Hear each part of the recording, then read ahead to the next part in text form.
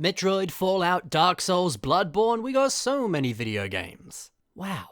And in today's episode, we're going to be talking about mocks that are inspired by these exact video games. Because, mate, video games are a really fun thing to play and, more importantly, they're a good source of inspiration.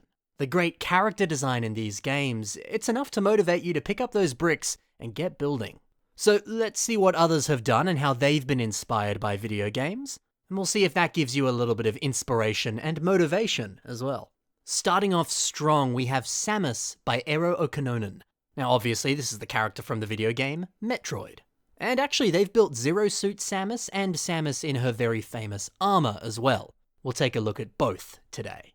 But let's start off with this one. I mean, this looks just like the real thing. A perfect recreation. You know, Eero, the builder, they have basically mastered the art of character design. The way that he uses system pieces to craft ultra-realistic body designs. The way that they so masterfully shape armor and limbs. His understanding of human proportions and anatomy. It's unparalleled. There's a reason this man's work was featured in the Lego house in Denmark. Eero is the best of the best. And this Samus mock might just be the best one I've ever seen, and I've seen a few different builders tackle this character.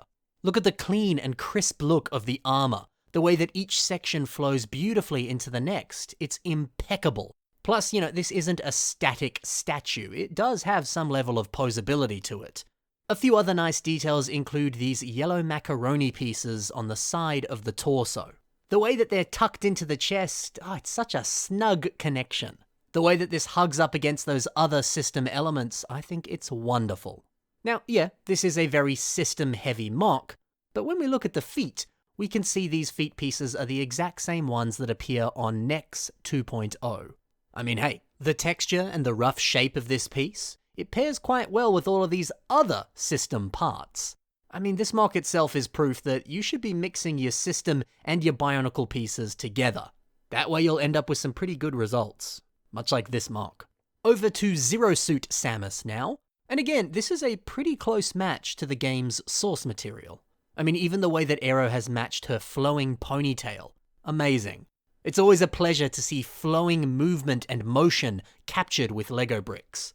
Once again, awesome character design and some really impressive shaping. But there's a few other smaller details and clever techniques that I want to highlight. Her blaster, for example. There's a really clever part use going on here. See how the bottom area is using this silver armor piece? This originated from a Power Miners minifigure, the one you can see here. It came in this set. I mean, that's such a clever way to buff up the sides of the gun just that little bit more. Great part use. Also, her thigh design, using these dark blue elements that came on the back of this giant squid. This giant squid, of course, appeared in this Aqua Raider's base. I played with that base for many hours. Great set. But this is another great part use. Yeah, that piece is not as common as it should be. I think it's a really helpful part. If you have some in your collection, consider using them for thigh designs. Okay, we've seen two really good part uses, but the best one is the use of a modern Lego piece, like a piece that debuted this year. If we look at her hips and her torso, you can see that her torso is built at a kind of curved angle. This is achieved with the use of some of these new macaroni pieces. Big macaroni pieces. They come in a few different colors on recent Dreams sets, but this panda mech that you're seeing here, it comes with some in blue. And these are the exact ones that are used on this mock. What a smart way to capture the look of her bending her waist and flexing her body. And the way that these pieces are integrated into the body, it's so seamless. The parts aren't really, like forced into the design. They're just perfectly integrated in there, and they really help dictate the shape and the stature that she rests at. This is some of your best work, Eero. Stellar stuff right here. Thomas Harding is up next, and they've crafted a character called the Pursuer. Thomas states that this is a character from the video game Dark Souls 2. Here's a side-by-side image with the character from the game. This image specifically is what they were looking at when they made this mock. Great to see a lot of Knights Kingdom armor pieces in action here. They of course come on a set much like this one. This older castle theme Knights Kingdom, it's a real treasure trove for pieces. And a good whack of those pieces are very compatible with a more Bionicle focused building style. So, if you don't own any of these sets or any of these pieces, they are actually somewhat affordable. So it's worth getting some, and then you can build awesome mocks like this one. I quite like this shield, taking some of the axe pieces that came on Axon's axe, the set that you're seeing here, of course. But, on this mock, with the help of a system dish piece, this axe becomes a nice shield. That's some nice thinking. Yeah, this is a great recreation of this character, and I don't know, I just like seeing knights. Anytime you build a Bionicle Knight, it makes me happy. Josh Brown is the next builder that we'll be talking about, although they go by YoshiMox on Instagram. Check the links below if you want to follow them. They've got some other mocks there, you should check them out. But this mock is called Abrietta, Princess of the Abyss. Now, this isn't a direct copy of a character from a game. Thomas said that this took inspiration from Ebrietas, Daughter of the Cosmos, which is a boss from the game Bloodborne. And I think this is a great reminder that you don't have to just, straight up build a character from a game. You can let the art style or the backstory or the rough look of a character, you can let that inspire you. And then you can take that and build it in a new direction with a brand new original character. See, I love that. And I love this. Because, look at this color scheme. Black, magenta, glow-in-the-dark trans blue. You mix that all together with a few other translucent pieces and those nice trans green eyes. Ooh, baby, you got something really good. And this mock just has a powerful presence to it. It looks like some type of god or an exotic alien life form that would be very powerful. You wouldn't want to mess with it. I don't know, it's just really cool. Love your work, Josh. Moving over to Agelos, and they have a creation called Gutter Tank. This is from the video game Ultra Kill. I'm not actually familiar with this game, but looking at the source material right here, you can see they certainly did an awesome job of translating this into Lego pieces. Now, look, I feel like I say this a lot, but hey, it's so good seeing some Technic pieces put to good use on a Construction mock. Technic and Bionicle style builds, they go hand in hand. After all, Bionicle used to be a sub-theme of Technic.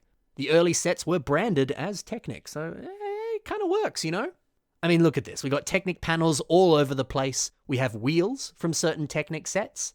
Those make up the blaster. And then all these lift arms on the limbs. Mate, this is great. I wonder if we'll ever see Bionicle return, but not as its own theme. It could return again as a sub-branch of Technic. They wouldn't have to make any new pieces. You just use exclusively Technic parts, build something similar to this, and maybe it's possible. Or maybe it's not. Maybe I'm just dreaming, but when I see something as beautiful as this, it fills me with hope. Or mate, even if we got like Transformer Technic sets, imagine a build like this that could actually transform into a truck. Oh, this is a dangerous train of thought. I'm gonna get my hopes up and then we're never gonna get something like this. But hey, you can build this sort of stuff with your own pieces. Build a mock like this one. Those dreams can come true in your own personal collection, in your imagination. This mock is good, really good. And finally, Benjamin Anderson has made The Initiate, a mock inspired by the game Fallout. And Ben did a dang good job of recreating that original design. Now, Ben, they like to build big mocks. So, seeing the huge scale of this, I don't know, it's really impressive. And that's the thing, right? Depending on the scale that you build with, you can use pieces in totally different ways. For example, this mock is covered with pieces that you don't really see being used all that often. See these light bluish grey armor parts?